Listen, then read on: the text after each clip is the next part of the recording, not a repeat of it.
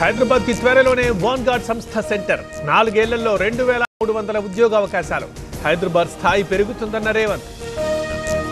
తిట్టుకున్నా కొట్టుకున్నా కలిసే ఉండాలి. చిన్న చిన్న మనస్పర్ధలున్నా కలిసి పని చేయాలి. కూటమి ధర్మాన్ని పాటించాలన్న లోకేష్.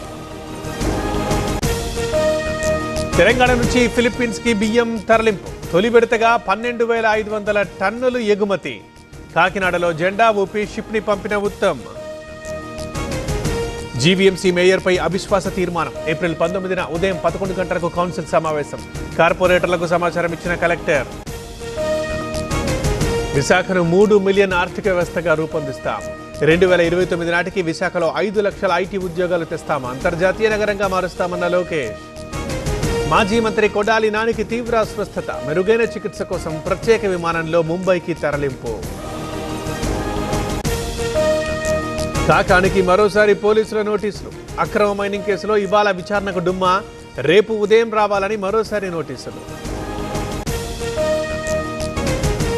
ఓఆర్ఆర్ పై టోల్ ఛార్జీలు పెంపు. ఇవాళ అర్ధరాత్రి నుంచి అమలు. కిలోమీటర్కి 4 నుంచి 5% పెరగనున్న రేట్లు. Director Sanoj Mishra arrest. మొనాలిసాకి సినిమా ఛాన్స్ ఇస్తానన్న మిశ్రా రేప్ కేసులో అరెస్ట్ చేసిన పోలీసులు. బీజేపీ ఎంపీలతో జేపీ నడ్డా వీడియో కాన్ఫరెన్స్. అంబేద్కర్ జయంతి, జమిలీ ఎన్నికలపై నడ్డా సూచనలు. ఏప్రిల్ 6 నుంచి 14వ తేదీ వరకు కార్యక్రమాలు.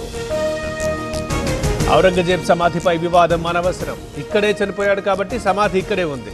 నచ్చిన వాళ్ళు సందర్శించుకోవచ్చన్న ఆర్ఎస్ఎస్. బుధవారం లోక్సభ ముందుకి వక్ఫ్ చట్ట సవరణ బిల్లు. కొందరు అపోహలు సృష్టిస్తున్నారన్న రిజిజు. వక్ఫ్ ఆస్తుల్ని లాక్కునే కుట్ర చేస్తున్నారన్న మజ్లిస్. కేరళలో 50 రోజులుగా ఆశా వర్కర్ల ఆందోళన.